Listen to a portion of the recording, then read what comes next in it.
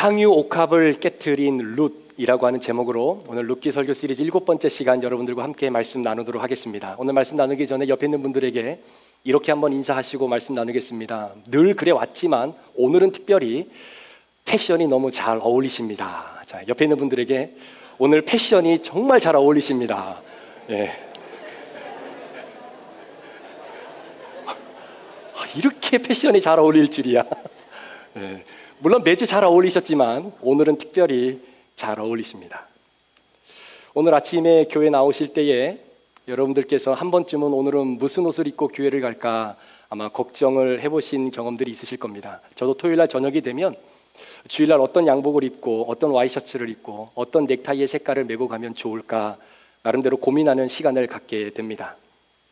회사를 가시는 분들은 아침 일찍 출근을 한다든지 아니면 이런저런 모임에 나가든지 심지어 우리 여자분들은 중부마켓이나 H마트를 가더라도 내가 무슨 옷을 입고 가야 될까를 한 번쯤은 살짝 고민을 해보신 경험들이 있으실 겁니다. 코비드로 인해서 많은 회사들이 재택근무가 오히려 우리의 삶의 일상이 되어지고 난 이후에 이제 아침에 출근할 때 옷 걱정 안 해도 되겠다라고 하는 생각을 혹 가진다라고 우리가 볼 수는 있지만 그럼에도 불구하고 카메라 앞에 비춰진 자신의 모습이 어제와 동일한 옷을 입고 있는 사람으로 비추어지는 것을 원치 않아 아랫두리는 둘째치고 윗두리라로 무엇을 갈아입어야 될지를 고민하지 않을 수 없습니다 라고 말한 이야기가 기억이 납니다. 여러분, 같은 사람이라도 옷을 어떻게 입느냐에 따라서 사람이 완전히 180도 달리 보이는 것 아니겠습니까?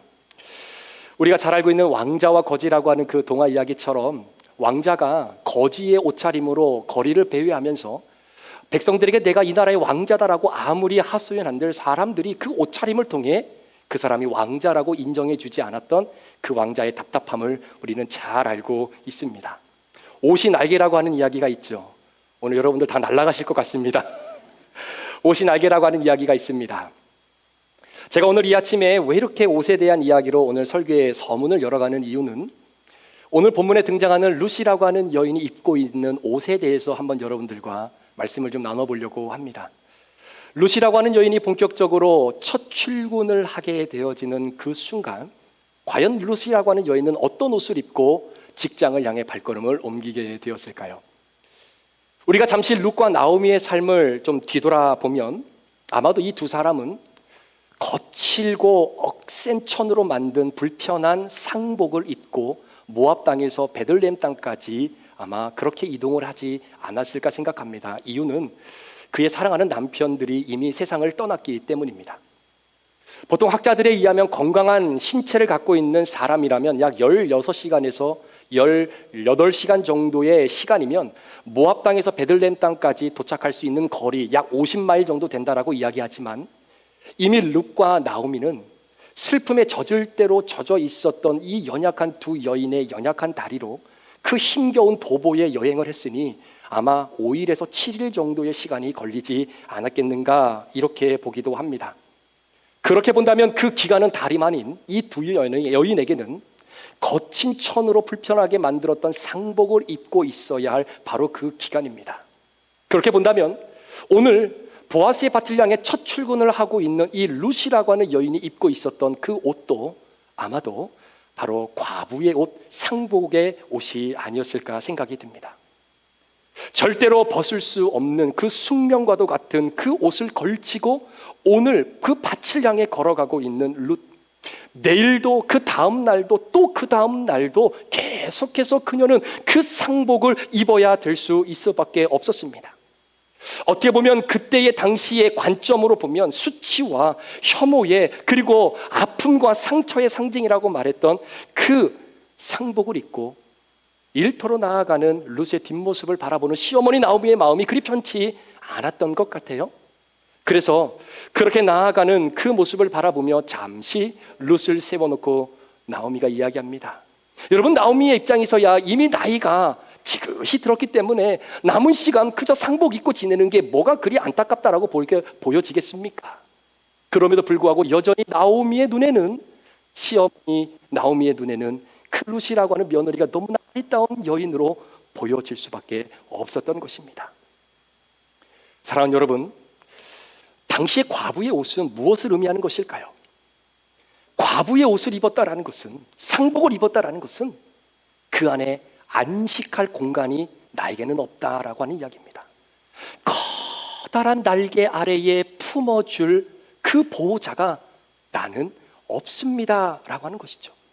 그래서 그 겉옷을 걸치고 살아가는 과부들에게 그때 당시에는요, 홀로 누워 잠을 자는 그에게는 그 겉옷이 이불의 역할을 했을 뿐만 아니라 밤의 추운 기운으로부터는 자신을 보호해 줄 수 있는 생명과도 같은 것이 바로 과부들이 거치고 있었던 겉옷이었습니다.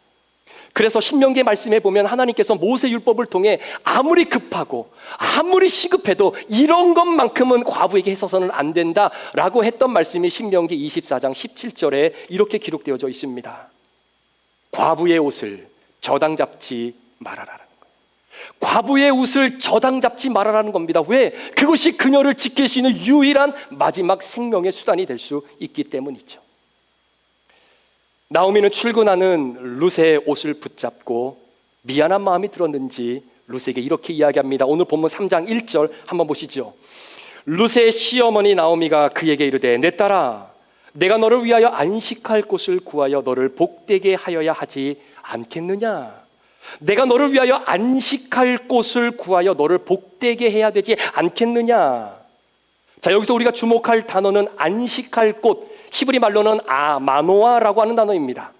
이 안식할 곳, 마노아라고 하는 뜻의 원래 의미는 여인이 안정된 가정을 꾸리고 가장의 보호 속에서 살아가는 평범한 삶, 이것이 안식할 곳 마노아라고 하는 뜻입니다. 그런데 그 마노아, 안식할 곳이 지금 룻에게는 없습니다. 그런데 나오미가 뭐라고 얘기하냐면 그 안식할 곳이 없는 룻에게 그 안식할 곳을 내가 만들어 주겠다라는 거죠. 이 말을 다른 말로 표현하면 내가 너의 혼사를 이제는 주관하겠다라는 표현으로 우리는 충분히 이해할 수 있습니다. 사실 우리나라도 예전에 그런 적이 있지 않았습니까? 우리 어르신들 가운데 혹시 그런 분이 계신지는 모르겠습니다. 지금이야 연애 결혼해서 서로 알콩달콩하면서 결혼을 준비하고 가장을 이루고 그렇게 출발하지만 예전에는 집안 어른들끼리 알아서 쏙닥쏙닥해서 야 니네 딸하고 우리 아들하고 결혼시키자, 그렇게 마음 먹으면 그냥 결혼이 성사가 되는 시기가 있지 않았습니까? 정작 결혼식의 주인공인 신랑과 신부는 결혼 당일 저녁에야 돼서야 서로가 서로의 얼굴을 확인하며 너야? 당신이야? 이렇게 했던 전설적인 이야기가 우리 주변에도 들려오고 있지는 않습니까? 나오미의 갑작스러운 이 말에 순간 룻은 깊은 생각에 빠져들어갑니다. 야, 이게 도대체 무슨 말일까? 내가 너에게 안식할 곳을 제공해서 너를 복되게 해야 되지 않겠느냐라고 이 말이 룻에게는 과연 무슨 의미일까? 순간 룻은 과거의 필름을 잠시 돌려봅니다. 시어머니 나오미가 그 얘기했죠. 하나님의 헤세드, 하나님의 은혜가 너에게 함께하기를 원한다라고 하면서 끊임없이 어머니 땅 모압 땅으로 돌려보내려고 애를 썼던 시어머니.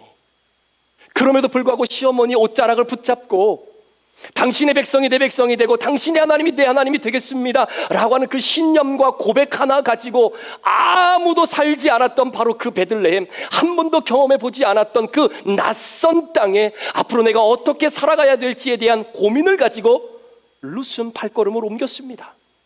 그리고 베들레헴 땅에 들어가 이제는 무엇을 먹고 살아야 될지 여러 가지 근심과 걱정이 자신의 어깨를 짓눌렀지만, 그럼에도 성경에 표현하기로는 우연인 것처럼 보여지지만 보아스에게 속한 밭에 들어가 열심히 일을 할 수 있었던 룻 자신, 그렇게 앞뒤 바라보지 않고 열심히 시어머니 나오미를 봉양하기 위해 그 떨어진 주삭을 죽기 위하여 열심히 일을 하고 있는 순간 한 번도 만나본 적도 없고 통성명도 해보지도 않았던 보아스라고 하는 사람이 대뜸 나를 향해 이런 얘기를 했던 것이 순간 룻의 머릿속에 싹 스쳐 지나가게 되는 것이죠.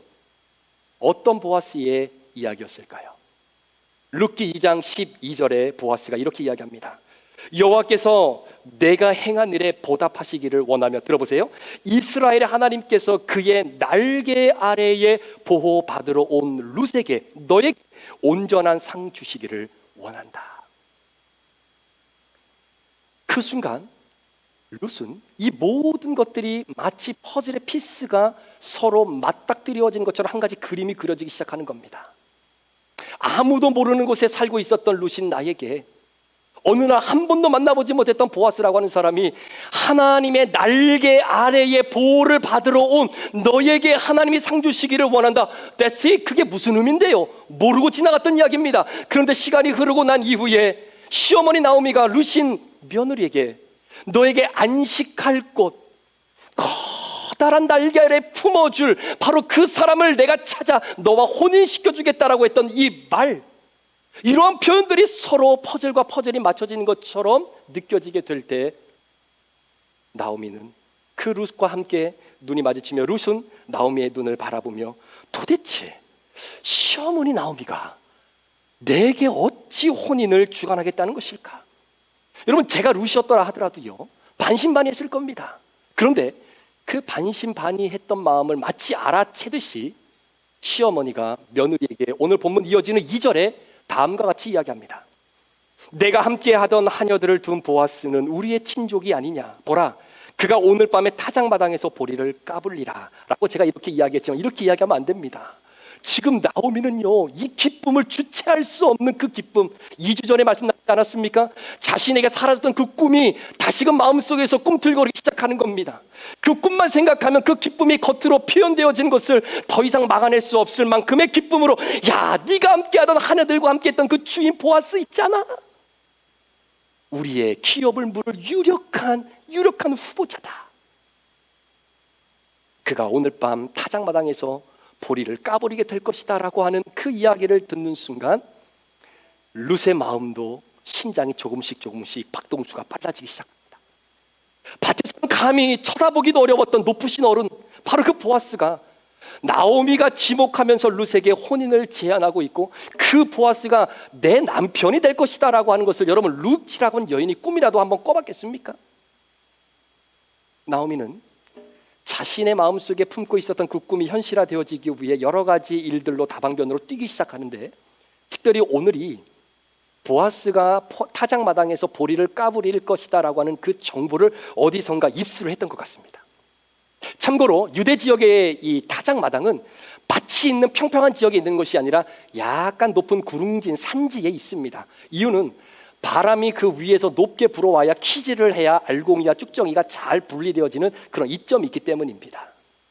뿐만 아니라 낮에 하지 않고 밤에 타작마당에서 키질을 하는 이유는 유대의 이 지역 특성상 낮에 예상하지 못했던 동풍과 그리고 이 폭풍들이 불어올 때가 있기 때문에 이 키질을 할 만큼의 좋은 조건은 아니죠. 그래서 부드러운 살랑살랑 바람이 불어오는 밤에 타작마당에서 보리를 까부리는 행사를 하게 되는 것입니다.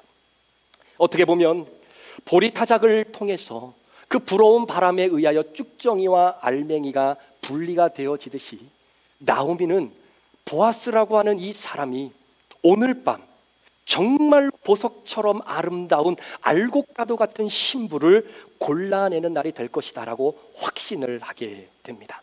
그 확신에 찬 마음을 가지고 나오미가 보아스에게 다음과 같은 조언 아닌 명령을 하게 되는데, 그 내용이 본문 3절에 이렇게 기록이 되어져 있습니다. 그런즉 너는 목욕하고 기름을 바르고 의복을 입고 타작마당에 내려가서 그 사람이 먹고 마시기를 다 하기까지는 그에게 보이지 말고 라고 하는 이 조언이 떨어지자마자 룻은 너무나 깜짝 놀랄 수밖에 없는 겁니다. 아이고 어머니, 이런 해기망측한 이야기는 어디 가서 절대로 하지 마십시오. 아니 이게 남들이 들으면 뭐라고 이야기하겠습니까? 라고 룻이 반응할 수 있겠죠. 근데 여러분, 나오미가 룻에게 던져주었던 이 조언을 가만히 한번 들여다보면 굉장한 의미가 그 안에 들어있습니다. 그 중에서도 첫 번째로 우리가 잠시 살펴볼 이 표현 중에 하나는 룻아, 너는 목욕을 하고 라고 하는 표현이에요. 너는 목욕을 하고. 여러분, 어떤 의미를 내포하고 있을 겁니까? 물론 1차적인 의미로 몸을 깨끗이 씻어야 된다라고 하는 의미로서의 목욕을 해야 된다라고 말할 수 있겠죠. 그러나 룻기 전체에 흘러가는 뉘앙스를 볼 때 단순히 1차적인 의미로서의 목욕을 해야 된다라고 하는 것을 말하는 것이 아닙니다. 오늘 나오미가 룻에게 내가 너에게 안식처를 제공하고 그리고 내가 그 안에서 복받기를 간절히 원한다라고 하는 그 말 속에는 룻아, 이제는 네가 입고 있었던 옷을 벗어야 될 때가 왔다라는 거예요. 여러분, 목욕하기 위해서는 옷을 벗어야 되는 것 아니겠습니까? 그런 겁니다. 룻에게는 벗을 수 없었던 그 숙명적인 같은 옷, 수치와 부끄러움의 옷, 절망을 상징하는 그 과부의 옷을 이제는 네가 벗어버려야 된다라는 것이죠. 어떻게 살아야 될지에 대한 근심의 옷을 네가 벗어내야만이 이제 다음 단계로 걸어갈 수 있다라는 것을 나오미가 룻에게 넌지시 던져주고 있는 내용 아니겠습니까?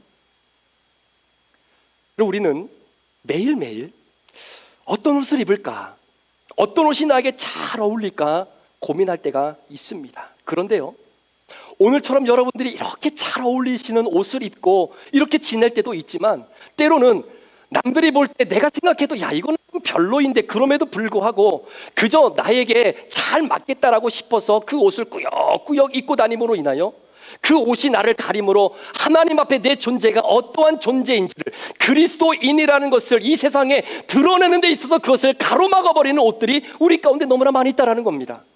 오늘 성경이 우리에게 도전하는 것은 나에게 어떤 옷이 잘 어울릴까, 내가 어떤 옷을 입을까를 걱정하기 이전에 내가 하나님 앞에 벗어버려야 될 옷이 무엇이 있을까를 우리는 먼저 고민할 필요가 있다는 거예요. 부부끼리 같이 이렇게 쇼핑을 가면 남자들은 단순합니다. 그냥 바지 하나 딱 산다 하면요, 한 가게에 들어가서 허리하고 다리만 딱 맞으면 그냥 사고 나오는 거예요. 우리 아내 되시는 분들, 우리 남편의 마음을 좀 헤아려 주시기를 바랍니다. 여러분들이 그 바지 하나 산다고 이 가게 저 가게 다 들어가는 거, 여보 남편이 봐도 안 맞아, 맞을 수가 없어요. 그런데도 잘 맞지 라고 물어보면 남편이 뭐라 그러겠습니까? 아이고 이 옷이 맞겠어 라고 말하는 남편은 아무도 없어요. 그럼에도 불구하고 뭐 괜찮은 것 같아, 그냥 놓고 나오세요. 안 맞는다는 이야기입니다. 안 맞는다는 이야기예요. 나에게 잘 어울리는 옷도 있지만 하나님 앞에 내 모습을 드러내는 데 있어서 나를 가로막게 만드는 옷도 있다라는 사실을 우리는 기억해야 되는 겁니다. 그래서 여러분, 우리가 던져야 되는 옷을 벗어버리면 그 이후에 하나님께서 우리에게 은혜의 옷을 입혀주십니다. 그 옷이 어떤 옷인지 궁금하십니까?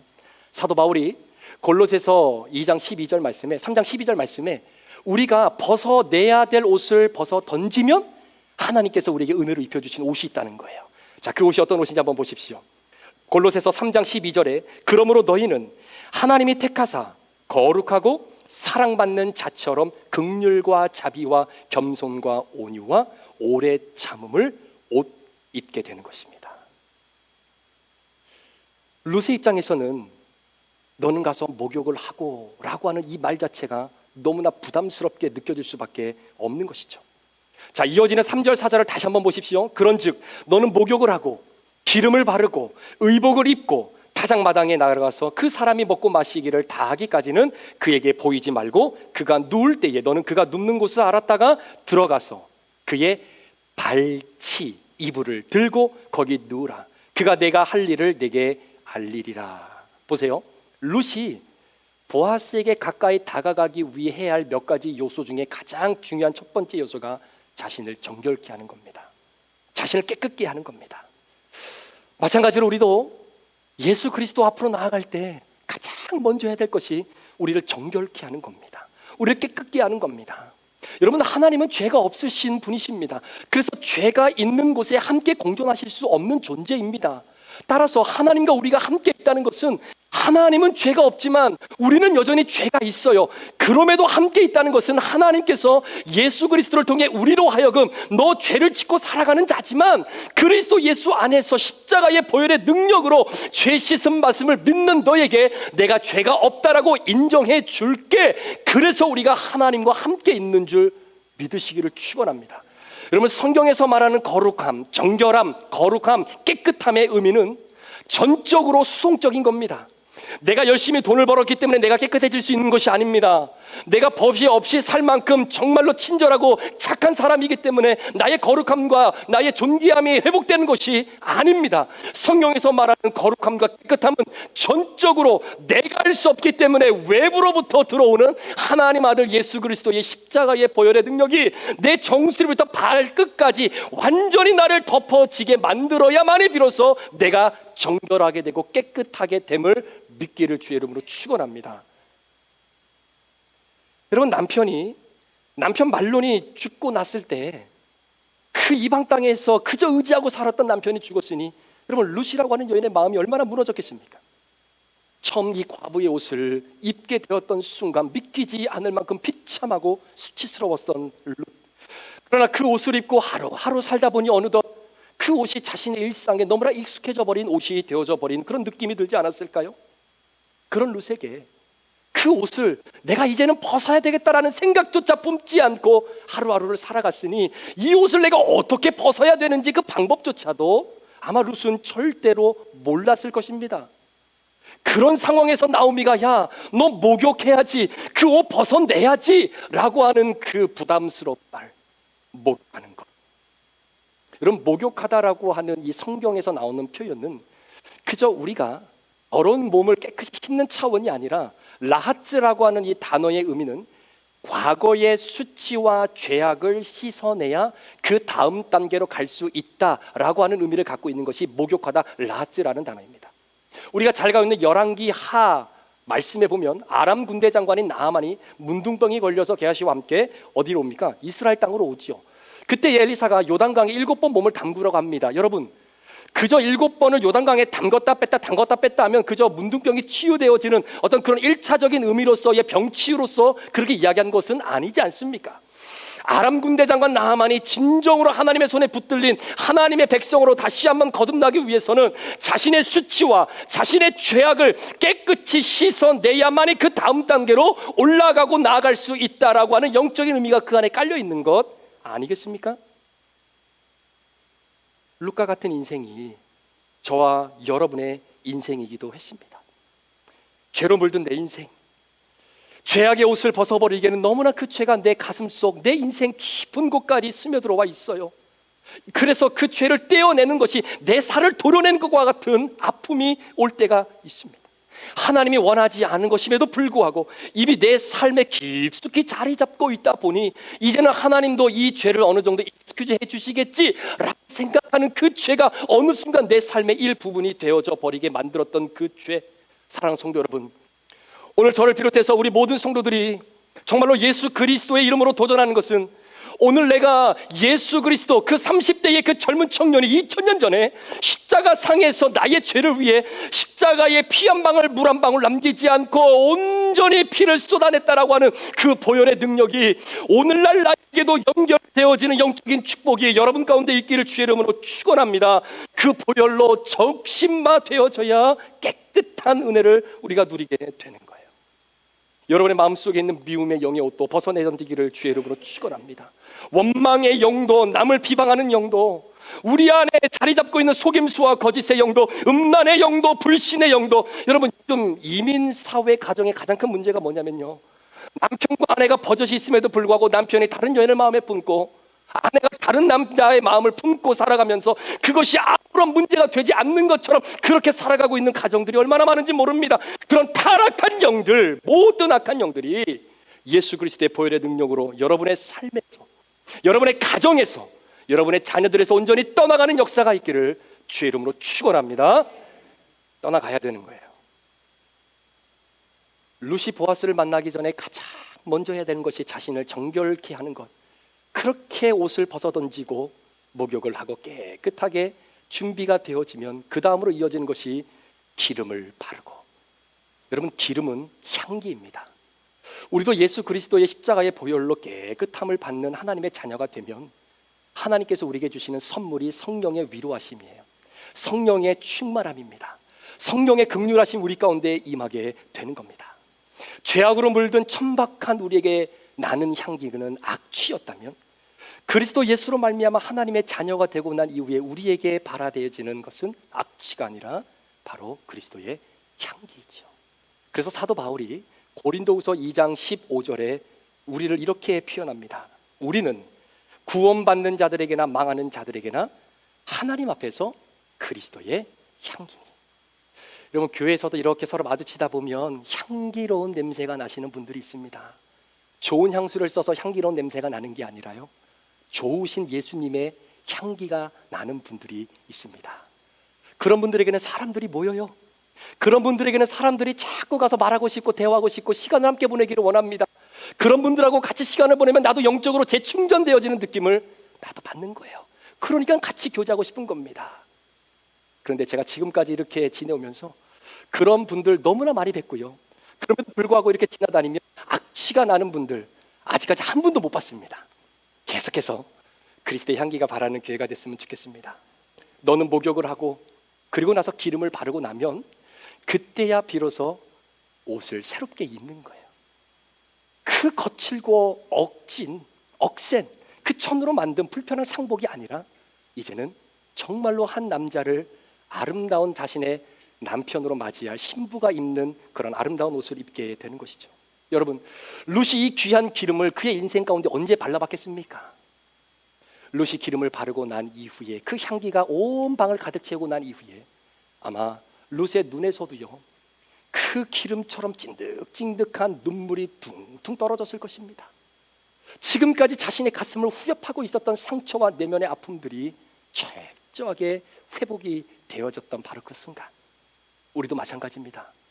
우리 모두는 내면의 상처를 다 가지고 살아갑니다. 그 쓴뿌리가 없는 것처럼 보이지만 어느 순간 툭툭 튀어나올 때가 많습니다. 회복되고 치유된 줄 알았는데 여전히 내 마음속에, 여러분, 그렇게 우리의 내면의 상처가 쉽게 치유되지 않는 가장 큰 이유 중에 하나는 우리 안에 성령의 충만함이 연속되어지지 못하기 때문입니다.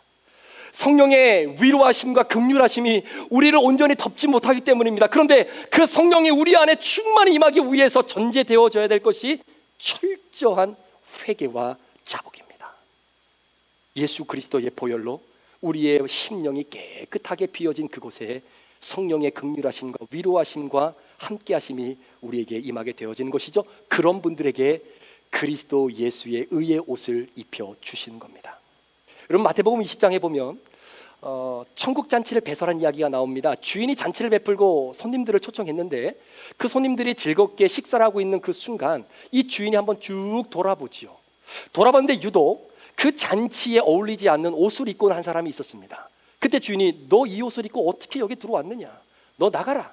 이 옷은 여기에 합당하지 못한 옷이기에 너는 밖에 어두운 데 나가서 슬프 이를 갈게 될 것이다 라고 하시는 그 이야기를 우리는 잘 압니다.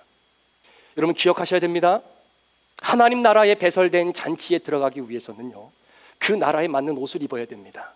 아무리 이 세상에 삐까뻔쩍한 값을 주고 산 옷이라 할지라도 이 세상에 그 유명한 디자이너가 여러분 한 사람을 위해서 디자인해 주었던 그 옷을 입다 손 치더라도 그 옷을 가지고는 하나님 나라 잔치에 들어갈 수 없습니다. 오히려 하나님 나라에 들어갈 수 있는 유일한 옷은 나를 위해 십자가에 못 박혀 돌아가신 예수 그리스도의 그 보혈의 능력을 내가 믿고 그 십자가의 보혈이 나의 죄를 용서해 주심으로 하나님의 자녀가 되어진 믿음의 고백을 가지고 살아가는 사람, 성령의 충만함의 은혜를 누리며 그리스도의 의의 옷을 입힌 바 되어진 사람들만이 하나님 나라 잔치에 들어갈 수 있는 겁니다. 그 모든 옷을 주님 앞에 서는 그 순간까지 절대로 포기하지 않는 저와 여러분 되시기를 축복합니다. 여러분, 룻이 이렇게 보아스를 만나기 위해 여러 가지로 준비하는 동안 그럼 보아스는 뭘 하고 있었을까요? 아침 일찍부터 보아스는 열심히 밭에 나와서 보리단을 타작마당으로 하나씩 옮기기 시작합니다. 그런데 좀 이상한 것은 그날따라 늘 아침마다 보였던 한 여인이 안 보입니다. 앞뒤 가리지 않고 열심히 일을 했던 그 룻이라고 하는 여인이 보이지 않기에 보아스는 이렇게 생각했을지도 모르겠어요. 아, 오늘은 타작마당하는 날이니까 밭의 일을 다 마무리하고 좀 쉬고 있는가 보구나, 이렇게 스스로 결론을 내리고 있을지도 모르겠습니다. 저녁바람이 살랑이며 보아스를 훑고 지나가지만 보아스의 뇌리 속에서의 그 룻에 대한 생각만큼은 쉽게 타작이 되지 않고 있었던 상황이죠. 오히려 자신의 가슴에 자꾸만 깊이 내려앉은 그 룻의 존재는 보아스라고 하는 사람의 삶에서 바람이 이렇게 불어올 때에 휙휙 날아가 버리는 그런 쭉정이와 같은 여인이 아니라 마치 자신의 가슴 속 깊이 오랫동안 남아있을 알곡가도 같은 여인이 될 것이다 라고 하는 마음이 들지는 않았을까요? 그 보리단을 옮기고 흘러내리는 이마의 땀을 식혀가면서 그 쌓아 올린 단을 바라보며 하나님 앞에 감사의 기도와 제사를 드리고 난 이후에 보아스는 그 자리에서 너무나 피곤했는지 잠시 눈을 감았지만 고스란히 잠이 들게 됩니다. 그렇게 잠을 자고 있는 보아스를 저 멀찌감치해서 바라보고 있는 룻은 이제는 온몸이 떨리기 시작하는 겁니다. 여러분, 과연 룻은 보아스에게 다가갈 용기가 있었을까요? 마치 어린 양이 목자를 물끄러미 바라보듯 그렇게 잠을 청하고 있는 보아스를 물끄러미 룻은 바라봅니다. 저는 이 부분을 묵상하면서 신약에 등장하는 한 여인이 생각났습니다. 요한복음 12장에 나오는 마리아라고 하는 여인, 누가복음 7장에는 창녀라고 하는 신분을 가지고 있었던 죄인, 바리새 시몬이 집에서 배설했던 그 잔치에 초대받을 수도 없고 그 자리에 있어서도 안 될 그 여인이 모든 신뢰와 결례를 뒤로 한 채 예수 그리스도 앞에 서 있게 되죠.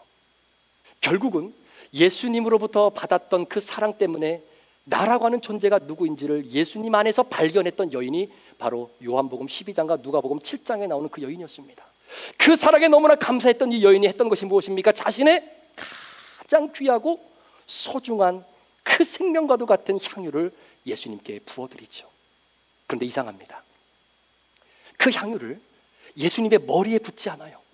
예수님의 몸에 붓지 않습니다. 가장 지저분하다고 여겨지는 그 예수님의 발에 그 향유를 깨뜨리고 자신의 긴 머리카락으로 그 발을 깨끗이 씻어주는 순간 그 여인의 눈을 사로잡았던 예수님의 발이 있었어요. 여러분, 그 발은 이 여인에게는 어떤 발이었을까요? 결국 그 발은 바로 이 여인을 살려내기 위해, 저와 여러분들을 구원해내기 위해 그 십자가에 엄청난 큰 대못이 박혀져야 하는 바로 그 발 뿐만 아니라 십자가를 지고 골고다 언덕을 올라가면서 쓰러지고 또 쓰러지며 찢기고 돌에 박히고 만신창이가 되어져 버린 그 발이 그 여인의 눈에 확 들어오는 그 순간, 하지만 십자가에 죽으시고 3일 만에 다시 부활하시고 하나님 나라로 승천하시며 하나님의 권위를 회복하시고 난 이후에 모든 세상의 열방들이 그 발 아래에 엎드려 경배와 찬양을 받으실 바로 그 발. 오늘 룻이 바로 보아스라고 하는 사람의 발치에 덮여있는 그 이불을 덜쳐내었을 때에 룻이라고 하는 여인에 들어왔던 그 보아스의 발, 마치 이 여인이 예수님의 발 앞에서 자신의 향유를 깨뜨린다는 것은 내 존재를 완전히 태워버린다라고 하는 것 아니겠습니까? 마찬가지예요. 향유를 듬뿍 발랐던 이 룻이라고 하는 여인이 보아스라고 하는 사람의 발치의 이불을 들어 올치는 그 순간 이미 룻은 그 발 앞에서 자신의 전 존재를 온전히 태워버렸던 여인임을 우리는 보게 되는 겁니다. 룻의 이러한 행동을 어떤 사람은 음란하고 가증하다라고 비판할지는 모르겠습니다. 또한 누워있었던 보아스도 깜짝 놀랐겠죠. 누구세요? 뭐 하는 겁니까 지금? 자신을 오해할 수도 있을지도 모르겠어요. 그러나 그 순간만큼은 마치 보아스의 발 앞에서 철저히 깨어지고 부서져 버린 자신의 존재를 보아스라고 하는 사람에게 온전히 내어주었던 그 룻의 모습, 마치 여호와 하나님께 온전히 바쳐진 번제처럼 룻은 온 존재를 태우고 있었던 것입니다. 깨지지 않으면 느낄 수 없는 향기가 있습니다. 깨져야만 느낄 수 있는 향기가 있어요. 부서지지 않으면 드릴 수 없는 제사가 있습니다. 부서져야 하나님 앞에 드릴 수 있는 제사가 있는 겁니다. 예수님 안에서 진정한 나를 발견하고 이 세상에서 내가 그리스도인임을 드러내기 위해 내가 끊임없이 이 옷 저 옷만 주워 입어야 되는 것이 아니라 여러분, 벗어 번져야 될 옷도 있습니다. 사랑하는 성도 여러분, 여러분은 이번 한 주간 어떤 향유 옥합을 예수님의 발 앞에 자신의 존재를 깨트리듯 룻이라고 하는 여인이 그 보리 타작마당에서 고요히 자고 있는 보아스의 발치를 바라보며 자신의 온 존재를 드림으로 인하여 궁극적으로 하나님의 구원의 계획이 아름답게 일어나지 않습니까? 그렇게 자신의 존재를 보아스의 발 앞에 철저하게 부수고 태웠던 그 룻의 모습처럼 이번 한 주간 우리는 어떤 향유 옥합을 예수님 앞에 깨트릴 수 있을까요? 그걸 깨트려야 진짜 여러분들을 통해 나타난 그리스도의 향기가 있어요. 그걸 깨트려야 진짜 여러분들이 하나님의 자녀다라고 하는 것을 스스로 하나님 앞에 고백할 수 있는 것이 있어요. 그걸 깨트려야 진정으로 하나님이 기뻐 받으시는 여러분의 삶이 되어야 되는 것, 그것이 있습니다. 그것이 다 다를 것이에요. 혹시 그것 때문에 이 향유를 깨트리지 못한 나의 인생의 모습이 있었다면 이 시간 함께 말씀 붙잡고 기도하시면서 그것이 여러분만 알고 있는 죄악의 모습일 수도 있고요, 그것이 여러분에게 고질적으로 찾아오는 습관적인 죄의 모습일 수도 있고요, 그걸 하나님 앞에 고백하며 철저히 이 여인이 룻이 깨트렸던 것처럼 예수 그리스도의 발 앞에 오늘 여러분들의 향유를 깨트려 주님이 기뻐 받으시는 제사로 올려드리는 이번 한 주간의 삶이 되기를 주의 이름으로 축복합니다. 기도하시겠습니다.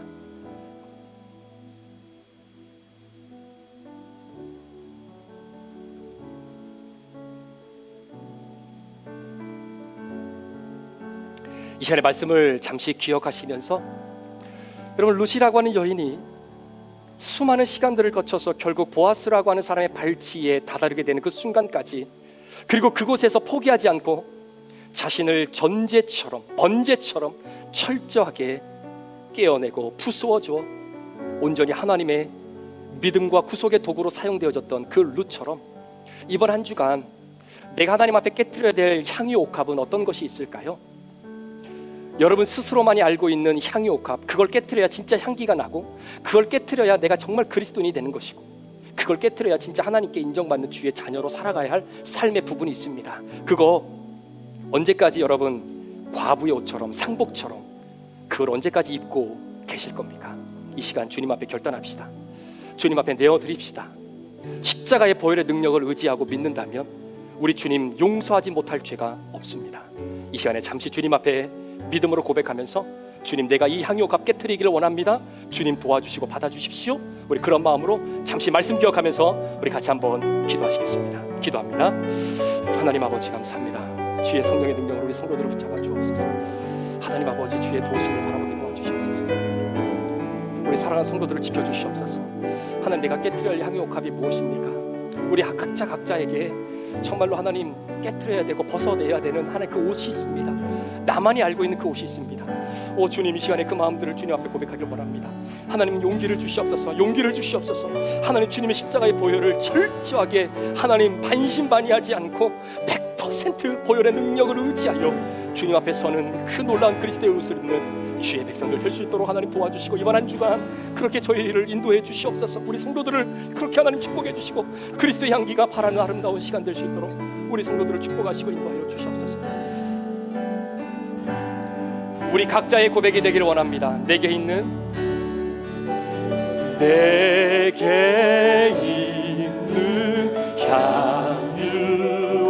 향유옥합 주께 가져와 그 발 위에 입 맞추고 깨뜨립니다. 내게 있는 향유옥합, 내게 있는 향유옥합 주께 가져와 그 발 위에 입 맞추고 깨뜨립니다. 나를 위해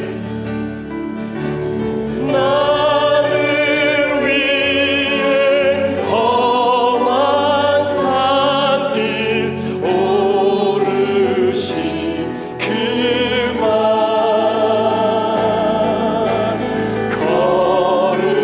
걸음마다 크신 사랑 새겨놓았네.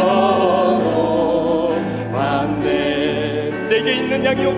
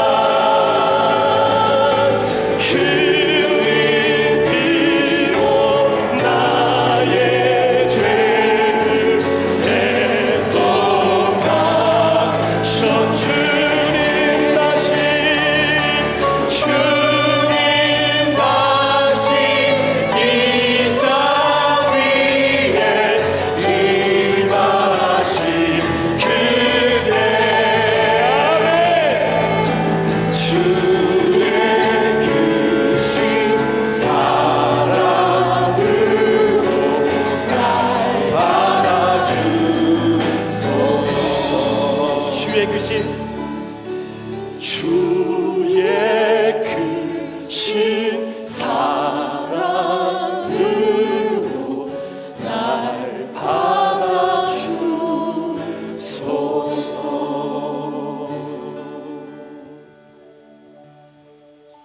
주의 크신 사랑으로 이루 돌이킬 수 없는 큰 죄악 속에 살아가고 있지만, 어떠한 죄라도 주님의 십자가 앞에 가지고 나오는 그 모든 죄를 동에서 서가 먼 것처럼 우리의 죄가를 멀리하시고 다시는 묻지 않겠다고 말씀하신 그 주님의 말씀을 의지하며 우리 사랑하는 귀한 성도들이 주님 앞에 그 옥합을 깨뜨렸습니다. 주님, 이제야 주님 은혜의 향기가 바라게 하시고, 이제야 그리스도인임을 더욱더 세상에 드러내며 살아갈 수 있는 우리 귀한 성도들 되게 하여 주시옵소서. 지금은 우리 구주 예수 그리스도의 존귀하신 은혜와 우리 아버지 하나님의 무한하신 사랑하심과 성령님의 감화감동 충만 교통 위로하시고 내주하심의 역사가 오늘도 예수 그리스도의 십자가의 보혈의 능력으로 우리의 모든 죄가를 용서하시고 구원해 주시고 나의 인생의 주인으로 모시며 예수님만으로 충만합니다, 예수님만으로 충만합니다, 충분합니다 고백하며 이번 한 주간 그럼에도 불구하고 죄악을 깨뜨리며 주님 앞에 그리스도의 향기를 바라며 살아가기로 다짐하는 우리 사랑하는 귀한 성도들 머리 위에, 이들의 가정과 직장과 사업터 위에, 우리 자녀들을 위해, 우리 교회 위에, 태중의 생명들 위해 지금부터 영원토록 함께 계시기를 간절히 축원하옵나이다. 아멘. 아멘. 주님 도와주셔서 우리 주시고 이번 한 주간도 주의 성령의 충만한 한 주가 되게 하여 주시옵소서. 승리케 하시고 주의 보혈로 덮어주시는 한 주가 되게 하여 주시옵소서. 치료하여 주시옵소서. 회복시켜 주시옵소서. 주의 놀라운 은혜를 경험하게